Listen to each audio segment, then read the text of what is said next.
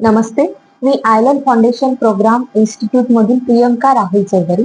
आज आपण ईश्वरी यावलेकडे आलेलो आहोत आणि ईश्वरीने स्टेट बोर्ड मध्ये 96.20% घेऊन तिने आज यश संपादन केलं आहे. त्याबद्दल तुझं खूप खूप अभिनंदन बेटा.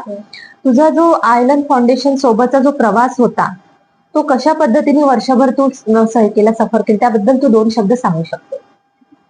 नमस्कार, मी ईश्वरी अर्चना शशिभूषण यावले. मला मागच्या वर्षी आयलंड कडून सगळ्यात अगोदर कॉल आला होता. त्यानंतर तुषार सरांसोबत म्हणजे आमचं बोलणं झालं. त्यांनी आयलंड बद्दल सांगितलं की त्यात स्टेट बोर्ड आणि सीबीएसई दोन्ही स्टुडंटसाठी सेल्फ स्टडीचे प्रोग्राम आहे. ते सगळ्यात अगोदर जेव्हा आम्ही लावलं तेव्हा असं वाटत होतं की म्हणजे सेल्फ स्टडी म्हणजे कसं होणार. बट सगळ्यात अगोदर एक मॅम आल्या, त्यांनी छान काउन्सिलिंग केलं.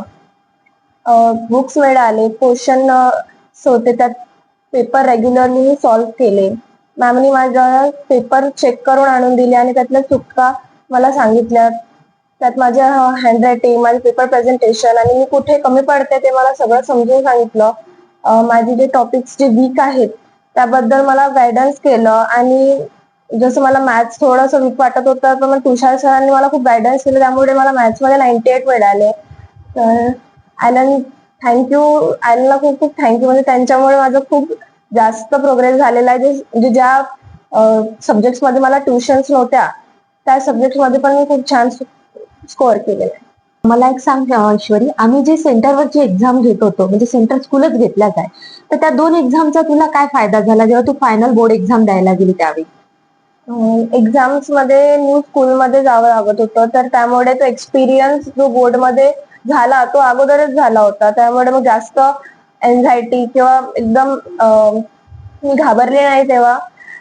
सेम तसं स्ट्रिक्टनेस मेंटेन होतं. पेपर चेकिंग आणि पेपरची लेवल पण मेंटेन होती, म्हणजे स्ट्रिक्ट हार्ड होतं. आणि त्यामुळे मग असं झालं होतं की बोर्ड वेळेस जास्त असं घाबरले नव्हते मी आणि सवय झाली होती असं की दुसऱ्या स्कूलमध्ये जाऊन एक्झाम द्यायची आहे. खूप खूप अभिनंदन बेटा आणि धन्यवाद.